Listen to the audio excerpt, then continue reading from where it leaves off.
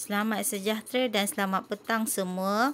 Bertemu lagi kita pada slot PDPR Bahasa Melayu kelas peralihan bersama Cikgu Aina. Diharapkan semua murid berada di dalam keadaan sihat-sihat sahaja. Okey, jadi untuk hari ini kita akan belajar kemahiran menulis, iaitu cara untuk membina ayat. Okey, macam mana kamu nak membina ayat yang mudah, yang dramatis? Jadi hari ini saya akan tunjukkan kamu cara untuk membina ayat menggunakan teknik skop. Okey, teknik skop atau kaedah skop. Apa itu skop? Okey, apa itu skop? Okey, mari kita lihat apa itu skop. Okey, skop ialah singkatan bagi perkataan, S subjek, K kata kerja, O objek dan P ialah perluasan. Okey, apa itu subjek, apa itu kata kerja, apa itu objek dan apa itu perluasan? Saya akan tunjukkan contoh-contohnya. Okey, contoh. Saya bagi kamu satu tugasan. Bina ayat menggunakan kata kerja membaca. Okey, macam mana nak bina ayat menggunakan perkataan atau kata kerja membaca. Okey, kita gunakan kaedah skop tadi. Ulang balik. Apa itu skop? S ialah subjek. K ialah kata kerja. O ialah objek. Dan P ialah perluasan. Okey, tadi dia minta kamu untuk membina ayat menggunakan perkataan atau kata kerja membaca. Jadi K kat sini dia dah beri, kata kerja ialah membaca. Okey, untuk subjek pula.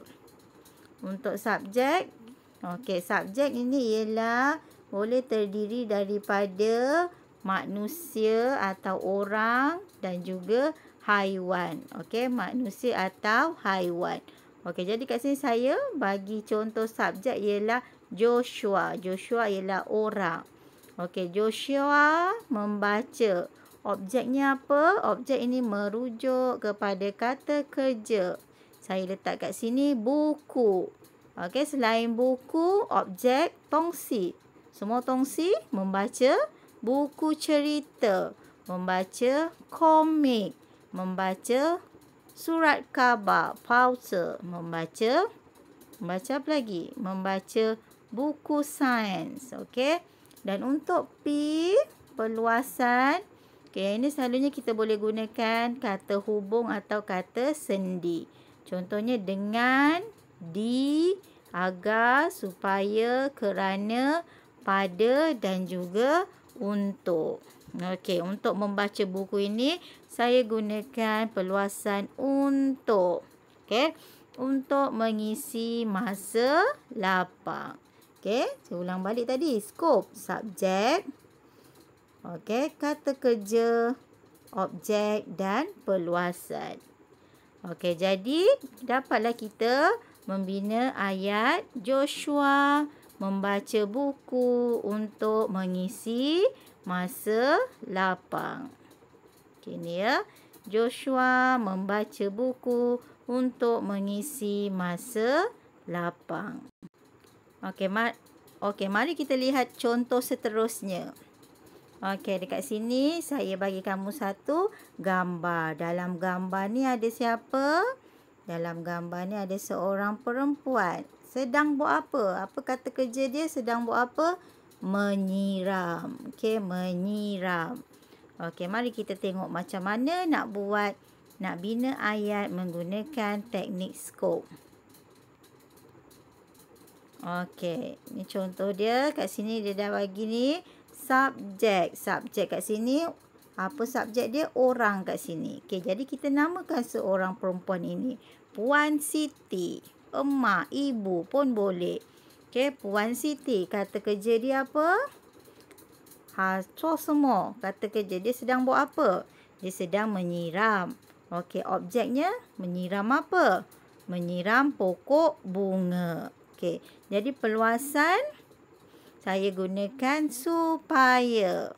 Okey, supaya hidup subur. Okey, Puan Siti menyiram pokok bunga supaya hidup subur. Dapatlah kita satu ayat yang menarik. Puan Siti menyiram pokok bunga supaya hidup subur. Okey, kita lihat pula contoh yang kedua. Okey, ini gambar apa? Ini gambar seorang kanak-kanak lelaki sedang mengayuh basikal. Okey. Jadi kita lihat macam mana nak bina ayat, bagaimana nak membina ayat menggunakan kaedah skop. Okey, saya dah buatkan jadual ni. Jadi kita namakan subjeknya ialah seorang kanak-kanak. Okey, kita namakan kanak-kanak ini ialah Daniel. Okey, apa kata kerja dia tadi? Hacor semua. Dia sedang mengayuh. Objeknya ialah, objek cakap tongsi. Mengayuh basikal. Okey. Jadi untuk perluasan saya gunakan dengan. Okey. Daniel mengayuh basikal dengan berhati-hati. Okey, dapatlah kita satu ayat yang cantik. Okey, jadi kita ulang balik. Apa dia ayat dia tadi? Daniel mengayuh basikal dengan berhati-hati.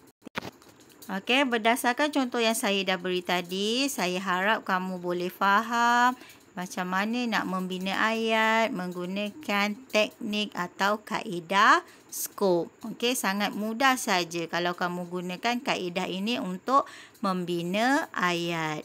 Okey, jadi untuk kerja sekolah kamu hari ini, saya nak kamu bina ayat berdasarkan kata kerja yang diberikan dengan menggunakan kaedah skop. Okey, apa yang kamu perlu buat? Pertama sekali, apa yang kamu perlu buat? Yang pertama sekali ini ya, kamu tulis. Yang pertama ini kamu tulis tajuk dia. Bina ayat 1. Kuasien, gariskan. Okey, yang kedua. Yang keduanya ini, arahan ini. Bina ayat berdasarkan kata kerja yang diberi dengan menggunakan kaedah skop. Ini pun mahu garis, kuasien. Kemudian kamu buat kotak begini, ada 4 ruangan. Okey, 4 kotak, 4 ruangan pada satu kotak dalam satu muka surat. Okey, tuliskan sini subjek, kata kerja, objek dan juga perluasan. Okey, jadi untuk kata kerja saya dah beri ya. Nombor 1, kata kerja je lah memancing. Nombor 2 ini ialah memandu. Nombor 3 membasuh. Dan nombor 4 ialah mengelap. Okey, saya dah bagi lagi satu contoh. Nombor 1, contoh nombor 1. Subjeknya memancing ialah abang. Objeknya kita memancing apa? Ikan. Okey, perluasannya pada hari Sabtu yang lepas. Okey, jadi kamu hanya buat nombor 2, nombor 3 dan nombor 4. Okey, dah habis buat tadi muka surat baru. Okey, kamu salin balik ayat yang kamu dah buat. Okey, tulis tajuk dia ni ya, bina ayat 1. Kemudian kamu salin balik nombor 1, ayat nombor 2, ayat nombor 3 dan juga ayat nombor 4. Okey, jadi sampai di sini dulu. Kita bertemu pada slot PDPR kali ini. Diharapkan murid-murid dapat menyiapkan tugasan yang saya berikan hari ini dan tolong hantarkan kepada Telegram kelas Bahasa Melayu Peralihan untuk saya semak dan rekodkan hasil tugasan kamu. Okey, sekian, terima kasih.